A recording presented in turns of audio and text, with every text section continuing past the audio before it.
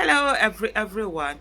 So there's this news going around about Diezani and EFCC. Apparently, EFCC had done an Instagram post, but they have deleted it, something like that. But Parallel Facts is reporting this, and I'm going to read this out. I don't know what I've not done any findings. I'm just seeing this thing going around. I'm just going to talk about it. It's about Diezani Maduke, the former petroleum minister under ex-president Goodluck Jonathan. You know when they say this power, absolute power corrupts absolutely. I just spoke about that earlier in one of the videos that I did on River State people. River State people, telling Wiki to leave them alone and all of that, giving him ultimatum. I say, absolute, power corrupts absolutely, and people allow power to get into their head. I remember when Diezani was Minister of Petroleum. Lord have mercy. She was even more powerful than Jonathan. Remember when former President Olusegun Obasanjo would say that there are five presidents and the least amongst them is Jonathan. She was amongst the people that were mentioned. And I think he mentioned his wife, was it Okoja? Well, I can't remember who the fourth person was, and that Jonathan was the fifth person and even the least powerful amongst them. She was something else. She was something else. The corruption under Jonathan was something else. And I see people today, when people are talking, the bad governance, the attack on constitution, media capture, judicial capture, all started during PDP. What APC is doing now is that APC has worsened it, as in they carried all of that, then they added Jara and did worse. It's so people now, when I see people talking as if they forget what the bad governance and the audacity was all about. Who wanted Buhari? Literally, people. It wasn't Buhari that people voted for. It was APC. It was just saying, change this whole audacity. PDP were so audacious. Were so full of themselves. Oh, they will rule for 50 years. Nothing can happen. No, but as if people were nothing. You understand the extent at which they were marching on people's head was what got people angry and say, look, you know what? We'll see what will happen. We're going to change it. And of course, who was it? That was the next known party, was that this other APC coming together. Even people that didn't want Buhari. For me, even like was it November 2014? I was saying that there's no way Buhari can win an election after what had happened 2011 and whatever. But coming back to by February, when Jonathan would do that 6 weeks postponement of election, and then he started fighting the insurgency. So I was like, so you could fight this insurgency, you could go after these people, you allow people to be killed without you do anything. For me, that was when I was like, oh no, done with this, done with this whole administration and everything. So people had that. To now say Diezani today, they forget when they are in power, it intoxicates them. Anyway, let me come back to the article. It says Diezani Maduke, right, the former petroleum minister under ex-president Goodluck Jonathan, who sought refuge in the United Kingdom amidst fears of the Economic and Financial Crimes Commission (EFCC), has made a heartfelt appeal to Chief Bola Ahmed Tinubu.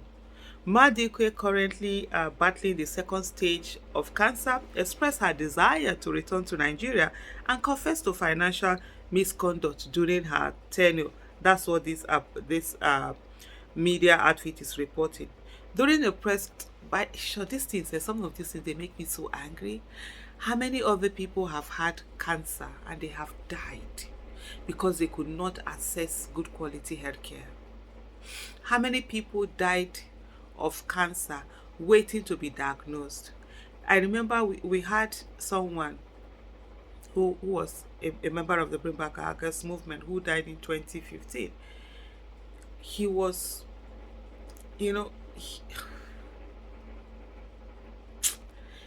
I see it's so painful when these people loot the collective wealth of the people for their own personal descent and have access to the best of the best and come and be giving us some sub story.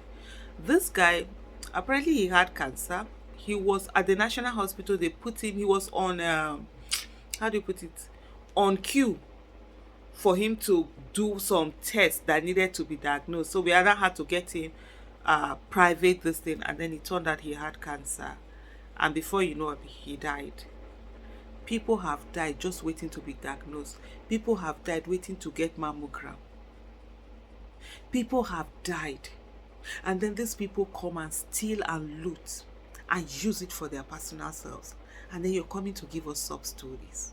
Are you freaking kidding me? Are you freaking kidding me? Are you going to meet all of those people who have died of whatever same disease that you have today and say to them and apologize to them and give them back life? Really? Okay. Let me just continue.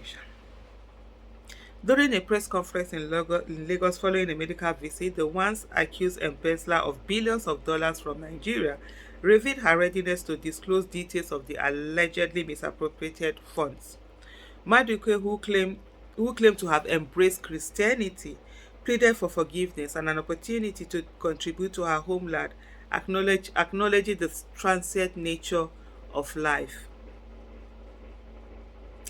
Speaking to the press, she stated, "I've been accused of financial misconduct during my tenure as the petroleum minister, and it's true. However, I would like Bola Tinubu and Nigerians to forgive me, allow me to return home and contribute because life is transient."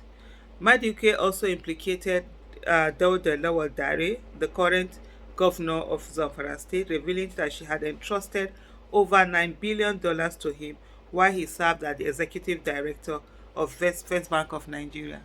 $9 billion. Not even 9 billion naira, $9 billion. Imagine what $9 billion would have done in 2015, in 2014, in those years. Kai.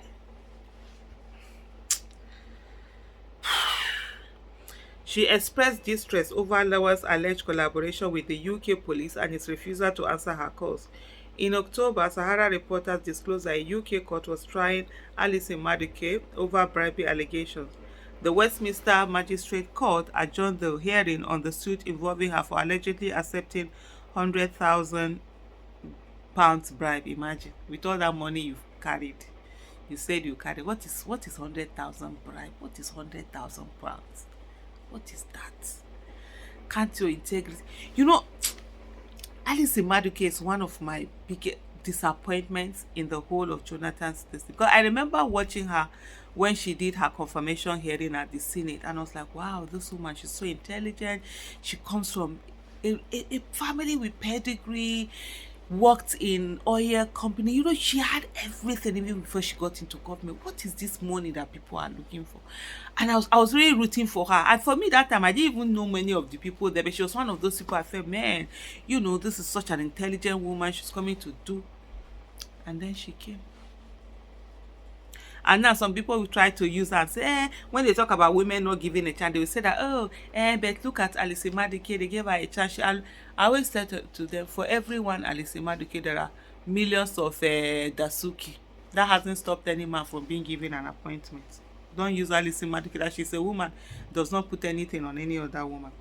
Anyway, the UK's National Crime Agency suspected Madueke of accepting bribes in exchange for awarding multi-million-pound oil and gas contracts. The Attorney General of the Federation and Minister of Justice, Lateef Fagbemi-San, submitted a warrant of arrest and extradition request to the Crown Prosecutor Services of the United Kingdom. The EFCC initiated the extradition process, revealing on October 2nd that it had commenced bringing Madueke back to Nigeria over 13 count charges related to money laundering.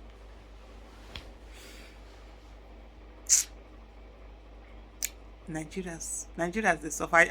Let me just close this in here because I don't want to go personal on this thing because I'm really angry when I see things like it's really annoying because this is just people's collective wealth being stolen by some, and the stealing still continues.